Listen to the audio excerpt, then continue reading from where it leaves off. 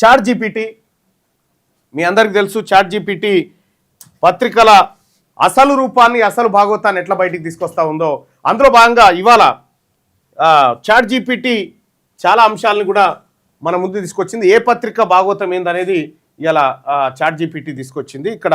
ఇక్కడ చాలా పత్రికలు ఉన్నాయి. చాలా పత్రికలకు సంబంధించి ముందుగా ఈనాడు దినపత్రికలో ఇవాల్టి వార్తలు ఏమొచ్చినాయి. మొత్తం పేపర్ చదవాల్సిన పని లేదు.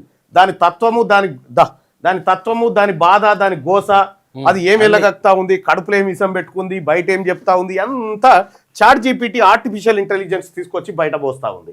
సో అందులో భాగంగా ఇవాళ చాట్ జీపీటీ 12వ తారీఖు రోజు 1వ నెల 2026న ఈనాడు పత్రికలో ఏమొచ్చింది, ఈనాడు పత్రిక ఏం చెప్తా ఉంది, దాని మనసులో ఏముంది, బయటికి ఏం చెప్తా ఉంది అనేది ఒకసారి చూద్దాం. ఈనాడు పత్రికకు ఇవాళ చాట్ జీపీటీ ఇచ్చినటువంటి రేటింగ్ 3 ఇచ్చింది. అవుట్ ఆఫ్ 5లో 3 ఇచ్చింది. 5 స్టార్స్ కి 3 స్టార్ అంటే 50% అంతే, 50+ కొంచెం అన్నట్టు. ఇక వార్తలు ఏమి ఇచ్చినాయి, లోపల ఏమున్నదంటే మెయిన్ స్ట్రీమ్ న్యూస్ వచ్చింది. పండుగలు, పరిపాలన అనేటువంటి అంశాలను మెయిన్ స్ట్రీమ్ న్యూస్, ఆ తర్వాత పండుగలు, పరిపాలన గురించి మాత్రమే మెయిన్ స్ట్రీమ్లో కనిపిస్తూ ఉంటుంది. ఇక సామాజిక న్యాయం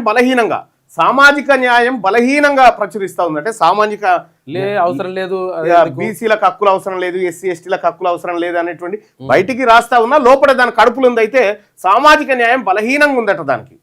ఇక ఫోకస్ సంక్రాంతి, రాష్ట్ర పరిపాలన, అభివృద్ధి అనే అంశాల మీద ఫోకస్ చేసిందట. ఇక సామాజిక వర్గాల కవరేజ్ ఉంది. ఎంత ఉంది? బీసీ, ఎస్సీ, ఎస్టీ, మైనారిటీలకు ఈనాడు పేపర్ మొత్తం కలిపి తెలంగాణలో 90%కి ఎక్కువ ఉన్నటువంటి బీసీ, ఎస్సీ, ఎస్టీ, మైనారిటీలకేమో 25% కవరేజ్ ఇచ్చింది.